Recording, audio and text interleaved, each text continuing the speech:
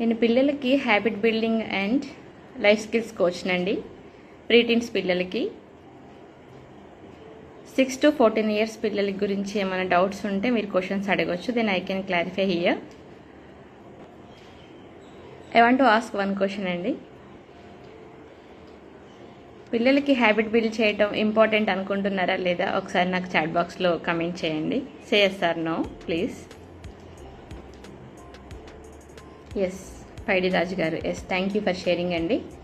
Yes ఇప్పుడు పిల్లలకి యాక్చువల్గా కొంతమంది పిల్లలు 7కి, కొంతమంది పిల్లలు 8కి లెగుస్తున్నారు. ఎందుకంటే వాళ్ళకు అసలు ఒక టైం టేబుల్ లేకపోవటం వల్ల అలా, అంటే పేరెంట్స్ నుంచి ప్రెషర్ ఉన్నా కూడా కొంతమంది దాన్ని అడాప్ట్ చేసుకోవట్లేదు. మరి కొంతమంది పిల్లలకి అసలు ఏం చేయాలో కూడా లేచిన తర్వాత తెలియట్లేదు. అందుకే పిల్లలకి ఈ ఏజ్లో పిల్లలకి ఎస్పెషల్లీ హ్యాబిట్ బిల్డ్ చేయడం అనేది చాలా అవసరం.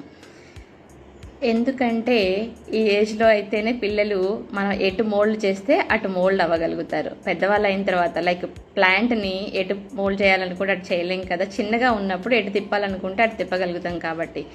సో హ్యాబిట్ బిల్డింగ్ వల్ల పిల్లలు లేచిన తర్వాత ఏం చేయాలి అనేది ఫస్ట్ తెలియకపోవటం. సో ఫస్ట్ పిల్లలు లేచిన తర్వాత ఏం చేయాలనేది నేను ఈరోజు ఈ లైవ్ క్లాస్లో డిస్కస్ చేస్తానండి మీతో.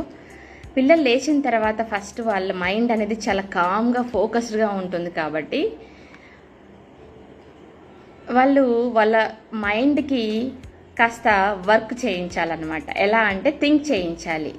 వాళ్ళు థింక్ చేసిన దాన్ని జనరలింగ్ చేయాలి. ఏదైనా ఒక పేపర్ మీద పెట్టేలాగా పిల్లల్ని మనం వాళ్ళని చెప్తూ ఉంటే తప్ప పిల్లలు చేస్తూ ఉండరు అనమాట.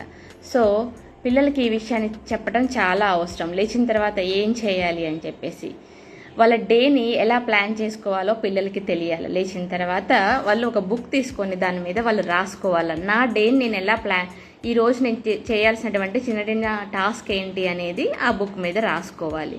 తర్వాత ఇంకా నాలో ఉన్న స్కిల్స్ని ఏం ఇంప్రూవ్ చేసుకోవాలో కూడా పిల్లలకి కూర్చొని ఆలోచిస్తే తప్ప వాళ్ళకి తెలియదు. సో అలా ఆలోచించేటటువంటి స్పేస్ని పేరెంట్స్గా మనం వాళ్ళకి ఇవ్వాలి. ఇంకా బెటర్గా నేను ఏం చేయగలను అనేది వాళ్ళు నోట్ చేసుకుంటే మాత్రమే దాని మీద వర్కౌట్ చేయగలుగుతారు. ఇలా రాసుకొని ప్రతిరోజు 1 వీక్ తర్వాత దాన్ని చూస్తూ ఉంటుంటే వాళ్ళలో వచ్చేటువంటి చేంజెస్ వాళ్ళకి క్లియర్గా అర్థమవుతాయి. దీనివల్ల పిల్లలకి సెల్ఫ్ డిసిప్లిన్, సెల్ఫ్ అవేర్నెస్ అనేది ఇంక్రీజ్ అవుతుంది ఫస్ట్ ఆఫ్ ఆల్. తర్వాత డెసిషన్ మేకింగ్ కూడా చాలా స్ట్రాంగ్గా చేయగలుగుతారు. అందుకే పిల్లలకి దట్టు ప్రీటీన్ ఏజ్ పిల్లలకి చాలా అవసరం హ్యాబిట్ బిల్డింగ్ అనేది. సో మీ పిల్లలకి కూడా ఈ హ్యాబిట్ బిల్డింగ్ అనేది స్ట్రాంగ్గా ఉండాలి, దానికి ఒక గైడెన్స్ కావాలి అని అనుకుంటే మై సెల్ఫ్ సరిత అండి. నేను ప్రీటీన్స్కి habit building and life skills కోచ్ని.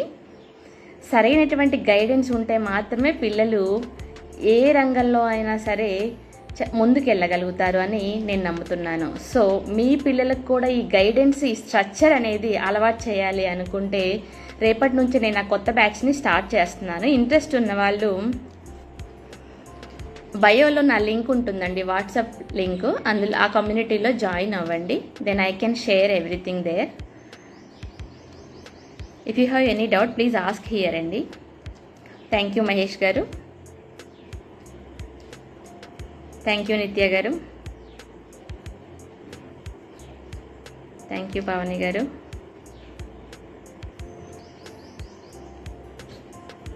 ఎవరికైనా మీ పిల్లల్ని ఈ ఏజ్లో ఉన్న పిల్లలకి habit building and life skills యొక్క ఉపయోగం అవసరము అని అనుకుంటే నా లింక్ బయోలో ఉంది, నా ఇన్స్టా పేజ్లో. ప్లీజ్ ఒక్కసారి వెళ్ళి చెక్ చేసి కమ్యూనిటీలో జాయిన్ అవ్వండి. Then I can share everything there.